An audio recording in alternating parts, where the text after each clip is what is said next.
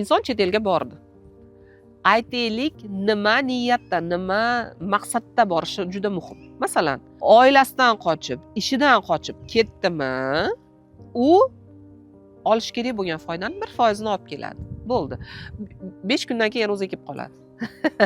Yana o'tmishga qaytib oladi. Agar inson buyog'ini xotirjam bo'lib, rozilikda, boshqa niyatlar bilan chetga chiqsa, mana men ko'raman, o'rganaman, men vaqt ajrataman o'rganishga desa, inson ko'p tomonlama ko'proq narsa olib keladi. Chetga dam olgan chiqadi, odatda odam gрамотно dam olish kerak. Odam shunaqa deb o'ylaydi, bu yerda O'zbekistonda yaram bor, yaram samolyotda chiqmaydi samolyotga.